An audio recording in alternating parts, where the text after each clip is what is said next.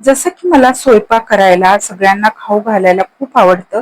अगदी तसंच मला झाडं लावायला सुद्धा खूप आवडतं आणि झाडांची सुद्धा काळजी घेणं खूप गरजेचं आहे. त्यांना पौष्टिक आहार देणं गरजेचं आहे. म्हणजेच त्यांना खत वगैरे देणं खूप गरजेचं आहे.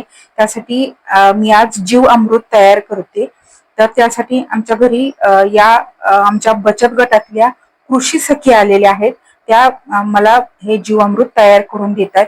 तर त्यासाठी काय काय साहित्य लागतं, तर आज इथे आपण 20 लिटरचं जीवामृत तयार करतोय.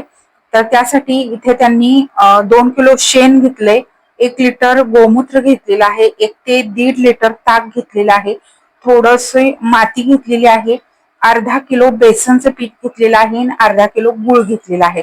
ते सगळं पाणी घालून व्यवस्थित त्या एका काठीने मिक्स करतायत आणि कशा पद्धतीने ते केलं जातं ते तुम्ही बघतायत. तर सुरुवातीला त्यांनी पाणी थोडंसं घातलं, नंतर एक एक त्यांनी पदार्थ घालायला सुरुवात केलेली आहे आणि ते व्यवस्थित ढवळून 20 लिटर पाणी यामध्ये घालायचं आहे. आणि हे जीव अमृत तयार व्हायला 48 तास लागतात आणि 48 तासानंतर आपल्याला हे जीव अमृत झाडांना घालायचं आहे.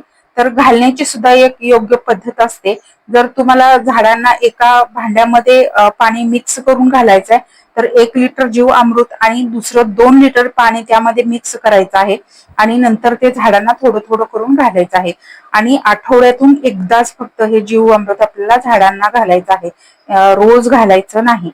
तर अशा पद्धतीने जीवामृत मी तयार करून घेतलं आणि आता हे मी झाकून सावलीला ठेवणार आहे आणि 48 तासानंतर मी हे झाडांना घालणार आहे. झाडं म्हणजे आपलं जीवन आहे. तर झाडं लावणं खूप गरजेचं आहे आणि झाडं लावण्यासाठी आवड सुद्धा लागते आणि मला झाडं लावण्याची खूप आवड आहे. त्यामुळे मी हे सगळं करते आहे. झाडं असली की घरात आनंद असतो. तर हे सगळी झाडे माझ्या गच्चीवरती आहेत. मी गच्चीवरती झाडे लावलेली आहेत.